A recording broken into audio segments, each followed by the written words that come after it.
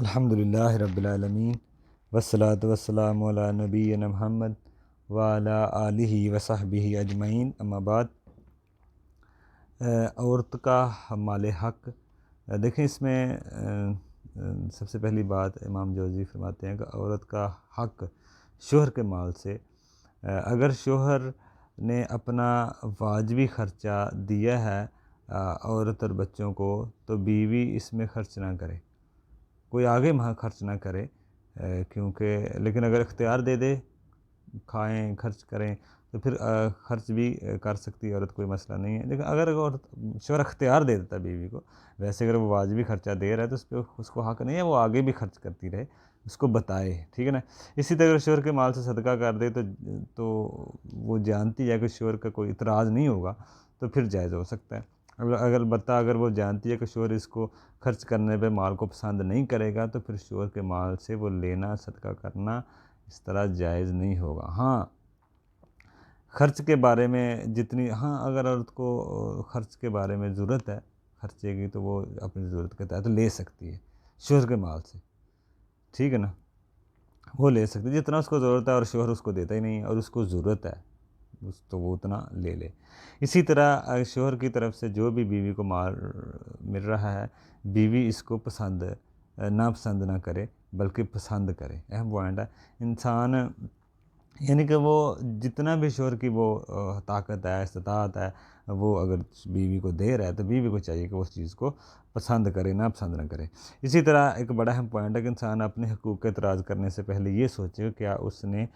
دوسروں کا جو اس کے اوپر حق ہے وہ ادا کر دیے ہیں۔ ہم دوسروں کے حق تو دیتے نہیں ہیں، ہم چاہتے ہیں کہ ہمارا حق پورا مل جائے، ہم کو پورا مل جائے۔ ہماری بہنوں کو یہ چیز سامنے رکھنی چاہیے کہ کیا ہم نے اپنے شوہروں کے حق ادا کیے ہیں، پھر اپنے حق کا اعتراض کریں، ٹھیک ہے نا، وگرنہ لڑائی کا کوئی فائدہ نہیں ہے۔ بلکہ اللہ تعالیٰ سے دعا کر کے آپ مانگیں اپنے حق، پھر اللہ تعالیٰ سے اللہ تعالیٰ جو بہتر ہوگا آپ کے لیے کرے گا۔ اگر آپ کو حق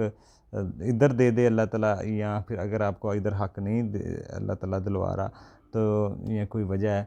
جو بھی ہے، تو پھر آخرت میں اللہ تعالیٰ آپ کے لیے کوئی اچھا کر دے گا معاملہ۔ اگر آپ کو یہاں پہ کوئی حق نہیں مل رہے، آپ دعا بھی کر رہے ہیں نہیں مل رہے، تو پھر اللہ تعالیٰ آخرت میں آپ کا کوئی اس کا اچھا بدلہ دے گا۔ دوسرا، نبی علیہ السلام نے فرمایا، خواب کے ذریعے نبی علیہ السلام کو مشاہدہ کرایا گیا جہنم کا، تو وہاں زیادہ تر عورتیں تھیں۔ وجہ کیا تھی؟ کفر کرتی تھی، کفران نعمت کی ناشکری کرتی تھی، شوہر کی ناشکری، احسان فراموش، یعنی کہ احسان جتلاتی تھی۔ یعنی کہ ہوتا نا، شوہر سے عورتیں کہہ دیں، کبھی کبھی کہہ دیتی ہیں کہ تو آپ سے کبھی ہمیں خیر ملی نہیں ہے، یہ چیز ہماری بہنوں میں پائی جاتی ہے۔ تو جیسے ہو جاتا ہے کوئی شخص بوڑھا ہو جائے تو اس کی کمائی بھی کم ہی ہو جاتی ہے اور بیوی اس پہ راضی نہ ہو، ٹھیک ہے نا، بیوی اس پہ راضی نہیں ہوتی، بچوں کے ساتھ مل کے شوہر سے لڑتی ہے۔ اب شوہر بوڑھا ہو چکا ہے، اس کا کمائی کا اتنا ذریعہ نہیں رہا، تو بیوی اس کو لے کے وہ لڑائی شروع کر دیتی ہے، کم پہ راضی نہیں ہوتی، ناشکری کرتی ہیں، تو یہ چیزیں بھی جہنم میں جانے کا سبب بنتی ہیں۔ دوسرا، حسن بصری رحمہ اللہ فرماتے ہیں، اگر عورت یہ کہے شوہر سے کہ میں نے تم سے ساری عمر خیر دیکھی نہیں ہے، تو نے میرے لیے کچھ نہیں کیا، تو یعنی کہ میرے پاس جو کچھ ہے وہ میرے باپ نے دیا، آپ نے میرے لیے کچھ نہیں کیا، تو امام حسن بصری کہتے ہیں کہ اس عورت کے سارے مال برباد ہو جائیں گے، ضائع ہو جائیں گے۔ اس کے بعد یہ بات کہنے کے بعد تو آپ اس سے اندازہ لگائیں کہ کتنی اہمیت ہے شوہر کے حق کی اور اس کے ساتھ اچھا سلوک کرنے کی۔ اسی طرح امام جوزی عورت کی زینت کے متعلق لکھتے ہیں، یعنی کہ اس کے آگے ہم کوشش کریں گے دیکھیں کہ عورت کی جو زینت ہے، زینت کے متعلق وہ کیا کیا چیزیں زینت میں کر سکتی ہیں، کوئی ایسی چیز نہ کریں جو جہنم میں جانے کا سبب بن سکتی ہیں۔ آگے انشاءاللہ ہم عورت کی زینت کے بارے میں بات